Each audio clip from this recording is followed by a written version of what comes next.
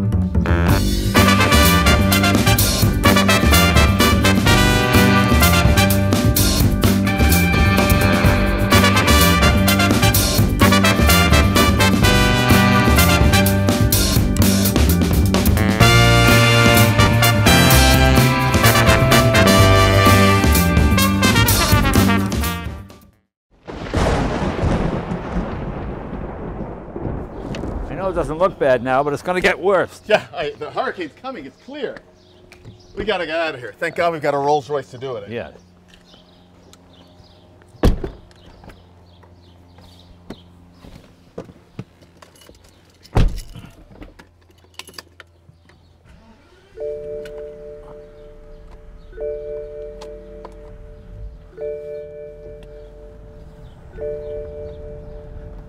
It's amazing, Donald. This side of the property looks great, but on the other side, there's a lot of action happening, Jay. Oh man, let's take a look. I think we're getting out of here just in time. We are, and you know, there's no better way to escape a hurricane here in the Northeast than in a nice, solid, substantial Rolls Royce. That's right. Yeah, this is a very sensible car. Now, it didn't quite work out so well for Vernon and Gladys, the folks that built Seafair, right, in the hurricane in 1938, when they also escaped this property in a series of Rolls Royces together with their servants, and things didn't go so well for the servants. They survived, yeah, quite fortunately, but they made a decision that perhaps when they came back to town, they wouldn't go back here to Seafair. Right. So they chose another house, which is going to be our destination for today. Well, let's go see what that house is. I mean, I love Seafair. It's a great house, but I could see how one bad wave, you're just one bad wave away, really. Well, it's also worth considering the difference in a Rolls Royce back in 1938 and a Rolls Royce in 2009 when this Phantom extended wheelbase was built. Well, you know, the thinking was basically the same. You know, Rolls-Royce was always a triumph of workmanship over engineering, in the sense that there was nothing unusual about a Rolls-Royce or about the engine or the transmission. They're pretty sort of normal practice. They were just extremely well made, assembled, put together properly. That was always the key. I mean, the silver Ghost lasted from what, 1907, basically to 1920. To the mid-20s, yeah. And it wasn't unusual. It was traditional engine building practice done extremely well to amazingly close tolerances, and the craftsmanship was unbelievable. I mean, there were no cheap substitutes, you know, the finest copper and brass and all metals and all that type of thing. Extremely well made, but not an engineering tour de force, so to speak. Which is why a lot of people were very concerned when the Rolls-Royce and Bentley firm was split up and sold between Volkswagen and BMW. And this car that we're riding in now is the first of the BMW developed and designed Rolls-Royce models. Right. I mean, Rolls-Royce would never give horsepower. They'd always say horsepower was adequate. Sufficient. Right, or sufficient. But what happened was, as other cars came along, suddenly it wasn't quite adequate anymore. It was a little down on power, some of the other luxury makes that were out there. And BMW, to their credit, set out to build what Rolls-Royce calls the best car in the world. And in a sense, they've succeeded. They took their extremely smooth V12 and correct me if I'm wrong, this is the first 12-cylinder Rolls-Royce since the Phantom 3. Yeah, exactly. And this is a lot better car than the Phantom 3. Also, I think that when this car was introduced, it was slightly controversial, not only because it was going to be obviously very carefully looked at as the first BMW Rolls-Royce, but also the design was very polarizing when it came out. And Marek Djurjevic, who designed the car, I think did a spectacular job with it because it has presence. You don't mistake this car for any other car on the road. And it's something that you and I have discussed before, that I think Mercedes missed a trick when they introduced the Maybach and reintroduced the brand, that they didn't do something further separated from their sedans. Right. This car, a lot of people hated it, a lot of people loved it when it was new, but you knew it was something different. Right. They used to say, Bentley, you look at the car. Rolls-Royce, you look in the car to see who. And it's true, if a Rolls-Royce pulls up, people immediately, I mean, they know it's a Rolls-Royce by its size and its presence, but immediately they go, oh, who? It must be some celebrity or somebody famous, or certainly not an introvert, you know. I mean, it's a car that everybody has an opinion on. You know, I always was sort of a Bentley guy because the Bentley was more the driver's car. Exactly. But as you get older, you appreciate the comfort and everything of the Rolls-Royce. Well, you know, this is also an interesting car for me because, you know, we've talked about how a car's characteristics come from a lot of different factors, the tire, suspension, the seats, and sort of what you expect in a Rolls-Royce. Somehow I think of Rolls-Royces and I think of wafting along. And this is, to my feeling on the seat, it feels very much like a BMW vision of a Rolls-Royce. It's sort of solid and unyielding in a way that you wouldn't expect a Rolls-Royce to be. What do you think? Oh, Rolls-Royce is always usually very boaty and whatnot. Not until the Corniche came along would they have any sporting pretensions. But this actually handles, and you can drive it in a sporty manner, not as a sports car, obviously. But, you know, it's funny, when I worked for Rolls-Royce, the most expensive car you could buy was the Corniche convertible, $29,500. Which was a heck of a lot of money. Right, and they had a print ad that was quite controversial. It showed a guy standing next to a red Rolls-Royce Corniche convertible, and the woman is sort of smiling into her hand a little bit, and the guy is being admonished by a policeman for his sporting behavior and getting stopped. Anybody, Rolls-Royce people, oh my God, you know, you can't have that. But it was to show that the Corniche was, they were trying to appeal to a younger crowd, a hipper crowd, that successful guy, maybe not quite 40, who'd become a millionaire and had moved up to the Rolls-Royce, you know. And it was a very successful ad. I love those Corniches. I had those first generation Corniches. Didn't care for the Camargue or whatever they call that thing. That was I love the Camargue. Oh, okay. One of my favorite Rolls Royces ever. I rest my case That here wonderful Pininfarina designed coupe is just absolutely astonishing. And it was also, like the Corniche, it was one of the most expensive cars on the market. Yeah, but it was not successful. Well, you know, again, timing is also, it came out just at the moment when the gas crisis came out. And you were about to have cataract surgery or something, and you thought it was a tractor. I don't remember the exact. So I remember you're blurry, you thought there were two, there was just one. So I think maybe there was probably something going on there. No, I just thought it was not an attractive. The line seemed way off to me. It didn't have a presence. Like this has a presence. Whether you like it or not, this looks like something a captain of industry or a rap star or a big-time actor would drive, you know.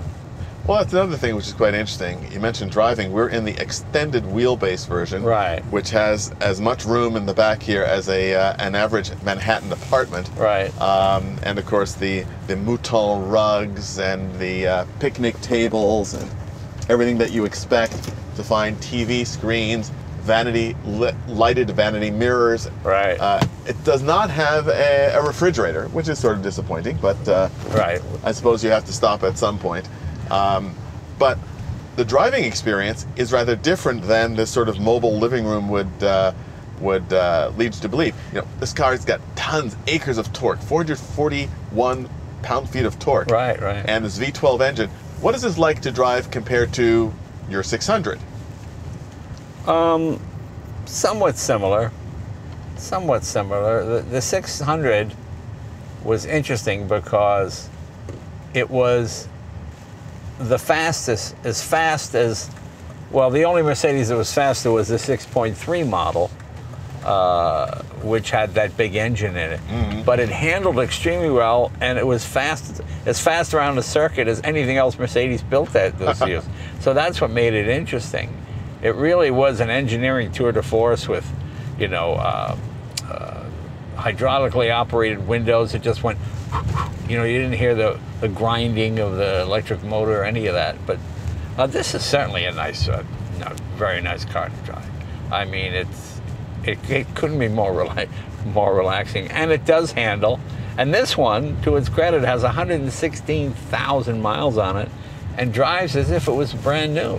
I mean, rattles, no squeaks. No, it's amazing. This is a testament to the fact that if you take care of something, it will last forever. You know, that myth that cars are worn out after 50 or 60,000 miles, oh, you got to get rid of it. I have a 68 Mercedes with 326,000 miles on it, and it still operates fine. You know, the same thing with this. And the way this thing is pampered and taken care of, this could go 500,000 miles, I'll bet. Well, here we are. And here we are. We've arrived at the orchard. Now, this is the house that they bought after Seafair was destroyed. Correct. He wanted to move inland, isn't that correct? He didn't want to live on the water This was their anymore. haven. Yeah. It's near the water, but not on the water. Right, right. So we'll take a look at a wonderful home. And in fact, this home is so incredibly beautiful, and these wonderful classic chateau lines. Why don't you back the car in, Jay, so we get a really great view of the house and the imposing Rolls-Royce grille. Yeah, let's do that.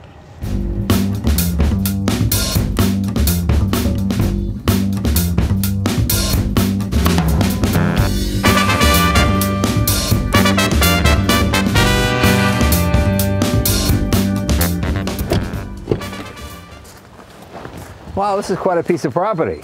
Indeed it is. We made it here safely. Yes, thank you. Wow. Let's take a look at the house. That was some hurricane.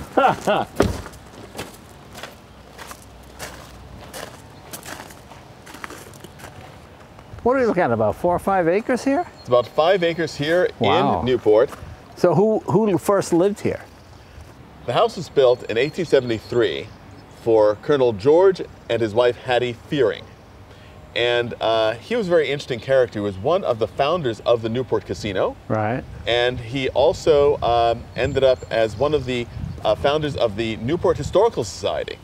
So this house has a great connection with Newport. And this is also the very first house built in Newport in the French chateau style. Oh, all right. Like was the case as with some other houses in Newport, this was a design that originally came from another house and was imported here. This is a design for a house on Lake Geneva in Switzerland. And it's also quite interesting because this house has two sort of musical connections which are quite interesting. It's built of yellow Milwaukee brick. And it's the same brick that was used to build the old Metropolitan Opera House in New York, which opened in 1883. And it's also the brick that gave Milwaukee, the city, its characteristic yellow tone. It was called the Yellow City because of this brick. Well, it's interesting, you know, it's funny that America was not even 100 years old in this car when this house was built. And the fact that it's still standing today, because although it's been modernized, obviously, it hasn't been structurally updated.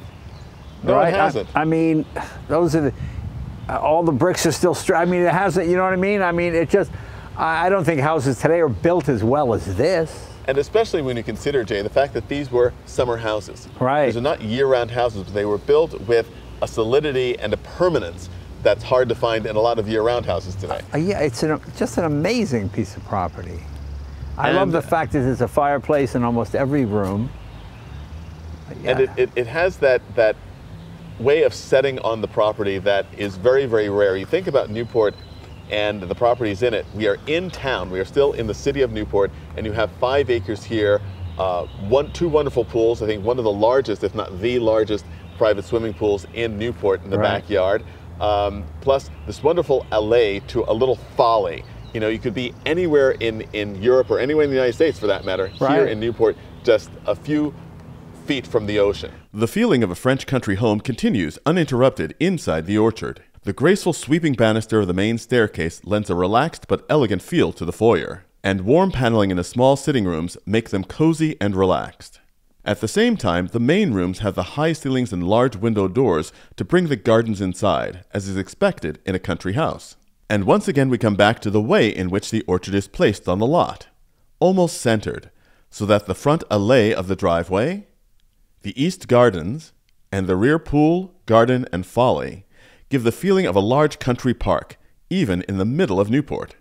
Well, I'm always a sucker for a tree-lined driveway. I mean, to me, there's nothing, I think, more... I think of those French roads that always have the trees, you know. The poplar trees lining the French roads. Yeah, that's what it reminds me of. And the fact that the garage, or I guess it's also the carriage house, is just immaculate. I mean, that's exactly the garage you would want today. It's just perfect. It really is an amazing piece of property.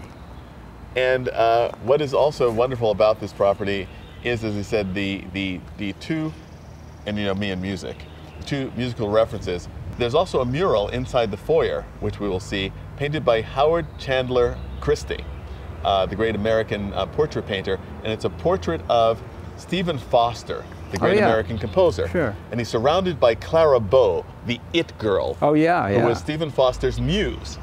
And the inspiration for I dream of Jeannie with the light brown hair. You remember that from when you were in high school, don't you? Yes, yes, and of course from the popular TV show. Exactly. Yeah. I Dream of Jeannie with Barbara Eden. Not quite, but yes, yeah. It is something of the solidity we were talking about before, continuing our program of tenuous connections. Right. Not only did this Rolls-Royce rescue us from Seafair and bring us to the Reed's next home, but it did it in a way that was solid and secure. Right. Now, we're going to look at our next car, which is something rather different, but it has another characteristic that it shares with this house. This is a 1929 Austin 7 by Swallow Coachworks. Instead of a spare tire, you would carry this in the trunk of that Rolls-Royce. So if you got a flat, you just hop out and drive this. This is a really interesting car to me, this Austin 7 Swallow, because just like this house, it was showing the way to something new. Newport, at the time this house was built, was still transitioning from the Queen Anne shingle style to the cottage style with lots of marble and all of that. And this house has a homier scale than some of the things that would follow. But this is, of course, the precursor of the Jaguar mark. Right, right. And of course, this was the British equivalent of a Model T. This put England on wheels. This really put the motorcycle business, not out of business, but certainly hurt them, because you could buy this for just a few dollars more than a motorcycle. And have an actual car. It was, I think, 10 horsepower. This was the basis of so many racing specials. So many famous British racers got their start in these. Bruce McLaren from New Zealand, of course, his first car was one of these. And they're wonderful little cars. I mean, they're easy to fit. I mean, just imagine if you were in England, you didn't have a telephone, you probably didn't have electricity, especially between the wars and whatnot. You could go by an automobile that could take you anywhere you wanted to go. I mean, it was unbelievable. I mean, the fact that you went 25 or 30 miles an hour, well, that was all right. It was faster than a horse and faster than walking. And faster than your bicycle. And you could fix them anywhere. They were light. They weighed under 1,000 pounds, something like that, you know. Yeah, they're fascinating. And add to the affordability, the usability, the tunability, the fact that William Lyons really hit a winning formula, because he took what was basically an inexpensive basic transportation and made it stylish. Right. And of course, he started out in the sidecar business with motorcycles, building Swallow sidecars, and then branched out to building these custom-bodied Austin 7s, which, by the way, were terribly expensive. Yeah. This car cost twice what a standard Austin 7 cost, but it gave you the style as if you were driving an Invicta or some other really, really well, also high-class the fact car. that in England, this is the first car built by workers. By that I mean craftsmen built automobiles. They built the Rolls Royce. They built Aston Martin, whatever it might be. You know, I always ask people, what has more precision parts, a Model T or Rolls Royce? And they always say, well, the Rolls Royce. Naturally. No, the Model T does, because a Rolls Royce, if something didn't fit, craftsmen would come in and hand file it and sand it until it was, work it until it was perfect. Where the Model T was just built by workers, so every piece had to be exact, so they could bang, bang, bang. They could knock them out. And as I remember when they started building these, they realized soon the factory wasn't big enough. They needed, the orders were pouring in, so they moved to larger facilities and more workers were brought in. Your job is to stick this on there. They were not craftsmen. So to prove that you still had some of the British, you then would take it to a coach builder and get that precision sort of craftsman thing, which is not, we don't have as much of a case for that in this country as they do in England, but it really was the end of the craftsman, that era. And that actually is so interesting to me about this car, Jay, is the fact that it's a wonderful blend of the absolutely industrial tool aspect of the Austin 7 with the coach building of the Swallow sidecar company, and the fact that they could offer a coach built car in this market range. Right. Because coach built cars were Rolls Royces and Bentleys and all that. And William Lyons also learned in this period how to do a coach built car at a price, right, which served him very well when he started the Jaguar Cars Company after World War II, because Jaguars were always known for offering performance and finish at a price level below that of a Bentley, right, or another competitor, Aston Martin, for instance. And so it's really interesting to see the precursor of something here, just as we see with this house, that where Newport cottages would go, with this car, we're just getting the first glimpse of where Jaguar would go. And it matches color-wise, the house. It does perfectly. That was green and yellow. Not at all accidental. Yeah. We had them repaint the house to match the car right before we began the shoot. Very nice, very nice. So you got a little off on the green, but yeah. We're very well respected here in Newport. Can we take a look? This engine is so tiny that it's hilarious. Let's show what we have here. This is an engine you could literally, when you wanted to work on it, you could unbolt it, take it out, put it on your workbench. Or your kitchen table. Or your kitchen table, and redo it. Look at that. I mean, hilarious.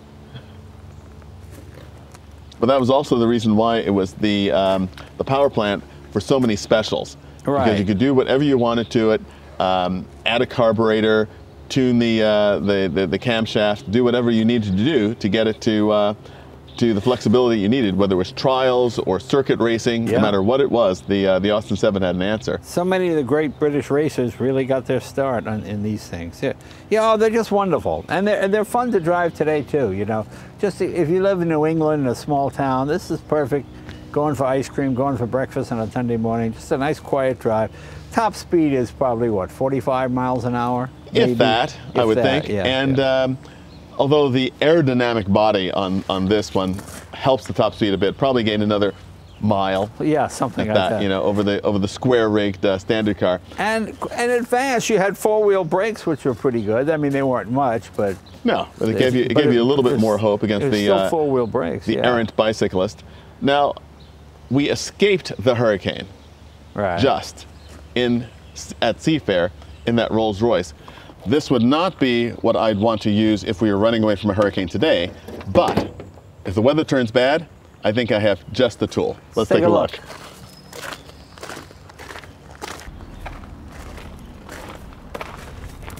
So for outrunning hurricanes, I'd probably say that 617 horsepower would do it. Yeah. It's so funny now that number is not as impressive as it was back in 2005 when this car was introduced. I got one of the very first one of these. I liked it because Gordon Murray was involved. It's what they call a McLaren Mercedes or Mercedes McLaren. Mercedes-Benz SLR McLaren. McLaren, yeah. So a lot of people thought it had too much Mercedes and not enough McLaren. But I think it is the most misunderstood sports car, because to me, it's a grand touring car. You're in a unique position to understand this car. A lot of people were disappointed because of Gordon Murray's involvement and McLaren Mercedes. They expected this to be another McLaren F1. Right. And well, since you have an F1. Well, I'll tell you something interesting. It's a big V8, almost American style V8 with the side pipes and the supercharger. And I have a friend who runs one of these schools in Las Vegas where guys pay a couple of $100 and they get to drive 200 miles an hour. And he takes people out in Lamborghinis and Ferraris, and most of them, they were 197, 198, a lot of them don't quite go 200.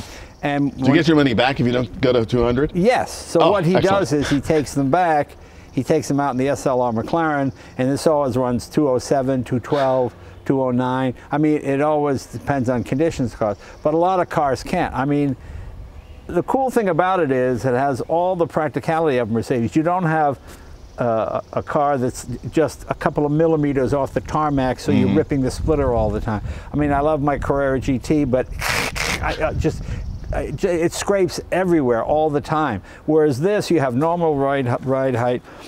The one I have has probably the most miles of almost any sports car, because you can use it for all purposes. You can take your wife. You take it shopping. Yeah, take it shopping, air conditioner, where everything works.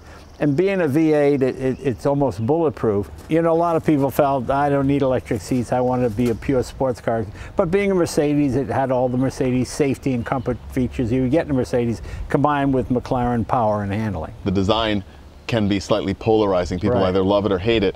And it's interesting that, of course, because of the connection between McLaren and Mercedes in Formula One, which is how this car came about, they used a lot of Formula One design cues. The nose of the car is designed to look like the nose of a Formula One car. Right. And all the vents are very, very aggressive. Again, they're functional vents. Right. And your point about the front nose, we should open up the front so that we can actually see this engine and how this all works. I think it's very dramatic. And this was a transition period in auto building, 2005.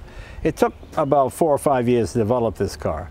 So by the time it came out, the next generation was already out with dual clutch transmission. This didn't have it.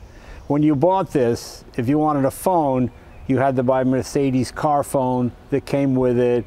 You know, it's a kind of nowadays a big bulky thing. It fits in there, and you have to get it through Mercedes-Benz and use their phone.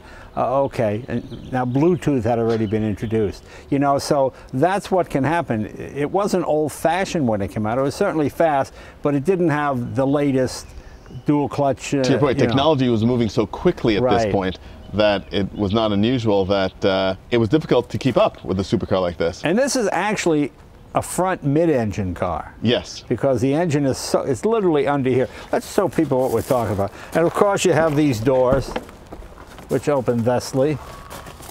A scissor gull wing. Yeah. Do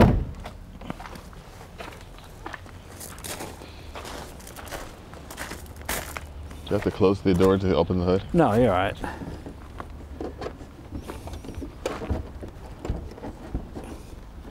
Is it on both sides or just here?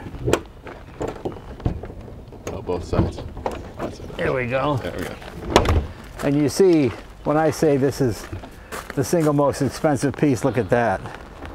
And Jay, also, we're talking about the time this car was designed. It's also, you can see an engine when you open up the hood, rather than acres of plastic cover and cladding, which is very exciting for me. Well, it's interesting because McLaren was a bit of a bind. They had to serve two masters. You had Gordon Murray, who is a perfectionist, and it has to be a certain way, versus Mercedes-Benz, which has their own, we must have the electric seats and heating and air conditioning and all the things you would expect in Mercedes-Benz. So I think there was they were stuck at this constant clash. I know I think that Murray was somewhat perplexed by this car. It wasn't his total vision.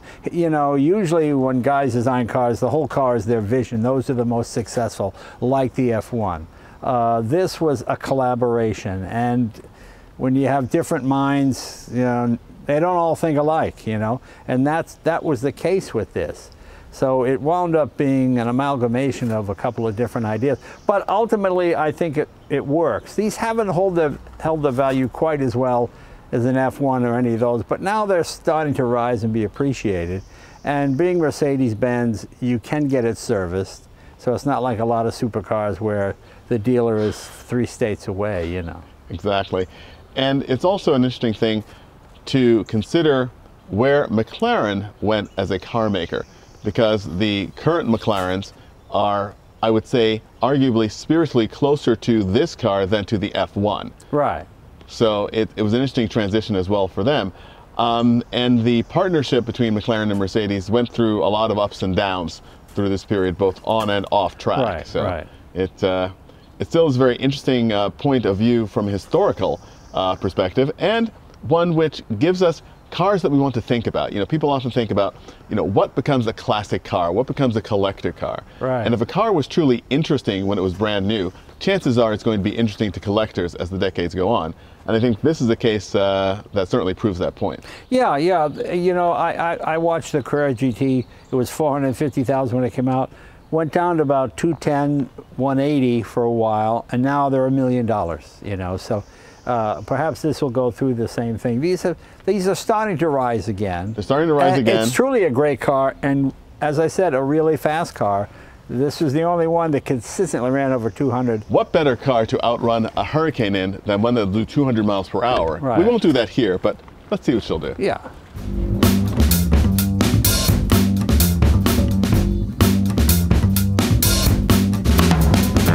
The new Lamborghini Huracan STO is one of the fastest cars you can drive on the street.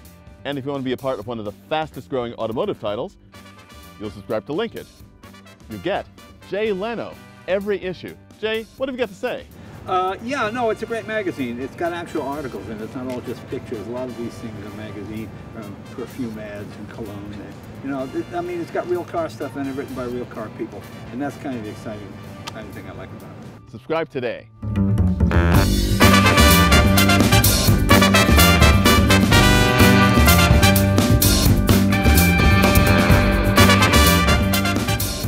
I mean, this is probably the most American-style Mercedes. You know, big V8, side pipes, things which never would have been. You know, well, I suppose the original SLR had side pipes, didn't it? Yes. Yeah. But it's actually interesting that the execution of this is very American. Yeah. It's like one of the Aston Martin V8s. Right. Sort of the British Camaros. I mean, just sort of Right. brute power and weight. You want to feel the weight in that. So Yeah. for that, you know, I sort of get it. The idea of a car like this and the way it's executed. And again, you know, to your point, if you approach the car with the right frame of mind, then the car can deliver something satisfying to you. Right. I mean, I was fortunate. I got to drive with Sterling Moss in his SLR around Laguna Seca, which was a fascinating thing to do. Besides being a piece of history, both Sterling and the car, you know. Well, you know, that is one of those things. You think about the emotional connections that manufacturers look to build on when they build a new car. Right. I mean, SLR are 3 incredibly romantic and charismatic and historic letters from Mercedes-Benz. Right, you immediately right. think of the Mille Miglia, 1955. I mean, it's an extraordinary experience.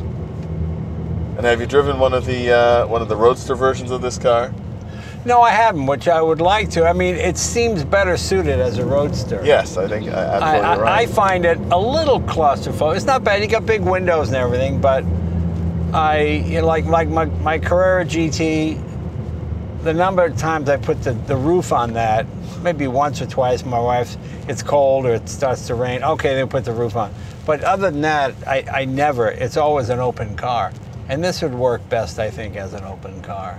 And that perhaps is also one of the things that you know, when I voiced my objection to the large, heavy, modern, fast GT car, I think that aspect of the open air, anything that gives you an added sensation of the speed that you're actually doing, rather than cocooning you from it, I think just adds to the experience. But you have a customer. You know, back in the old days, you wanted to go fast, you made certain sacrifices. Right. And you would sacrifice everything to go fast. And then it got to the point where you had fast cars, but you know, ours you can get the electric seat. Oh, really? Oh, okay. Oh, and I, you know, it's like Americans. And the heated, cooled, and massaging seats. I like to jog, but I also like to smoke. Can I jog and smoke? Yes, or you can vape while you. Oh, okay. You know, what I mean, we're not in a. We want it all. Yeah, we want it all. It's true, and that was sort of the problem here. Like I said, when I said that McLaren was stuck between Gordon Murray and Mercedes, it's really quite a dilemma. I mean, do you put in buttock clutching Recaro seats, which the sports guys like? Right. Or you put in a seat to the guy who is probably a little older, who can afford this, he wants to be comfortable, you know? When I got my Ford GT, I took out those seats, I put in the stock Mustang seats because they were more comfortable. I drive mine. It's not just a track day tool. I like to take it out on the highway. And that's an interesting observation that I often make about cars, because I love to spend time in cars and take long trips. Right. And I not that every car you take across the country, but you think, how many hours could I spend behind the wheel of this car and really still enjoy it, as opposed to saying, gosh, I can't wait to get there. Just the fact that we're having a conversation in one of the most powerful Mercedes-Benz ever built and speaks volumes, yes, no pun intended. Right, and we're not yelling. Right. It's not uncomfortable. It could be any Mercedes until you put your foot in, and then it goes. Then it exactly. goes. Exactly. Yeah. I mean, so that's it. It's the kind of GT car you can have it all. I mean, to me, it's kind of why I like Aston Martin. They're the most honest because it's a luxury sports car. It's got the you know, the fancy Bang & Olufsen sound system, and you've got the leather, and you've got all that kind of.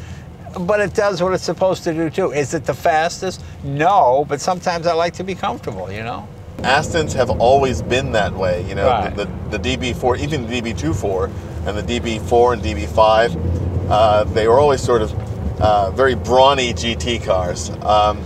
And actually, you know, thinking about the 1950s 300 SL Gullwing, it's a high performance car, but very civilized for its time, especially. Well, I have the perfect car for you, and I don't believe you've ever driven one. A Bristol 403 or 404. Have you driven one? I have. Those are amazing cars. It's only 2 liters. Yeah. But you can use it all the time. And this feels like a NASCAR engine. This feels like something that you'd see running in Talladega, you know. But you have normal, as I said, you have normal road clearance. You've got incredible braking and handling. But it has all the cachet of Mercedes with the quote hipness of McLaren, I suppose you could say.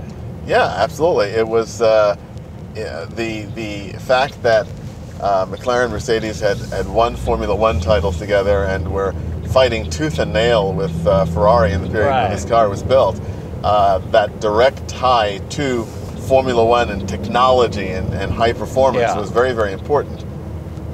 It is interesting. You know, how do you think this car compares with the newer Mercedes GT? Again, a car done to a slide. You mean like the AMG? Yeah. Well, you know, the difference is 2005 is a long time ago. You know, back in 2005, we took the Carrera GT, the Porsche Carrera GT, to Talladega. And we did like 100 laps or whatever it was at between 185 and 190 miles an hour. Mm-hmm. And I'm driving it, and you're going 190, but I could feel when I come to the corners, when I come to the banking, whoa, whoa, whoa, whoa, whoa, I'm starting to move a little bit. You know, I had to really concentrate and not do anything drastic. And so on the last lap, I'm coming down the straight, and the guy gives me the thumbs up and like this signal, you know, last lap. I said, okay, and I did this. I lifted my foot off the throttle, and the rear end came around, and we spun 8 times down the track. Luckily, I did that old adage, you know, you always hit what you're looking at. So whenever I saw the wall, I would Look just the other way. I kept cutting the wheel, so I kept cutting, so I kept donutting down the track. I didn't damage the car. Well, I flat spotted all 4 tires, but it was okay. Then 15 years later, I'm at Millbrook Proving Grounds with Taj Jugner, the chief engineer for Corvette. And we're going to take the new ZR1, that was the last front engine car, and we're going to do, you know, 50 laps or whatever it is at over 200 miles an hour. Right. And there it was like a walk in the park. The aerodynamics had improved so much that whereas the Porsche got a little, you know, squiggly, the aerodynamics were 15 years old on that car, you know, and the Corvette was rock steady. I mean, we were talking like you and I are talking, Taj and I, at well over 200 miles an hour. I mean, in the banking, they figured it was about 212, but it averaged out to 204. Right. And, you know, we're just talking and and it was fine. It was fine because that's how much aerodynamic and air management had improved in those few years. So, you know, this is technically an old car. When this came out, 617 horsepower was a big deal. Was a big deal. And it's obviously still a big deal, but when you can get a Tesla which has 1,100 horsepower, a Bugatti 1,100, 1,500, I mean, it's gotten crazy. But I have to say that neither of those 2 cars make the sound right underneath your feet. Right, yeah, this is a fabulous It's pretty thrilling. I really enjoy this. I love it, and the fact that I use it, it's the most used supercar I have because you can take it to dinner, you can go on a Highway 1, you can, you know, I love my Cura GT, but every gas station, you know, you gotta crab walk in sideways, or, you know, oh, hang on a minute, honey, and then you get beep, beep, beep behind you. Why are you backing up? Well, the front splitter, you know. There's the environmental police. Oh, that's so funny. Drive more slowly. I know. But they don't. No, well, I'm carpooling, so I'm saving. Exactly. You're absolutely right. I'm carrying some dead weight with me, so I'm saving. I'm saving. You know, it's funny. Cars now have gotten to the point, like this one, where there are specialists. It's like the movie Fahrenheit 451, where everybody memorized one book. One book, exactly. These came with one locking lug nut. Okay, so I was putting tires on it, and the guy who was servicing the car for me lost the key, and Mercedes-Benz couldn't get a key. There was no master key that worked, no dealer. Good grief. We finally had to, you know, drill it out and to get it out. And you have things on these cars. I mean, on mine, I've got an engine light on. Nobody can figure out how to turn it off, or even nobody seems to know what it does. What it does. No diagnostic code will. No, even the Mercedes guy didn't know. I mean, it's very... Return to base at once. Return to base at once. Yeah, you know, a friend of mine was at one of these storage sales, you know, where they... Oh, yes, the storage room, yes. There was a box, and he bought the box for $150. And he gave it to me, because inside were 2 front calipers for an SLR, like this. Oh, my gosh. Now, those were... I think $28,000 for the 2 of them, $30,000, something like that. And they ended up in an unpaid storage locker. Yeah, somebody bought it, and the package had never been opened, and they were selling everything unopened, and, you know, got it for $150. I'll have to look at Storage Wars in a totally different way now. I know. So, Jay, here we are on Ocean Avenue, and we're looking out over the water. There's some clouds on the horizon, but... Right. I don't think we need to worry like the Reeds did. No, I would recommend everyone keep one of these in the garage in case of a hurricane, so you can make a quick and fast exit. The best prevention policy anyone can imagine. The SLR Rescue Kit. Let's see how quickly we can get out of here. Bye-bye, hurricane.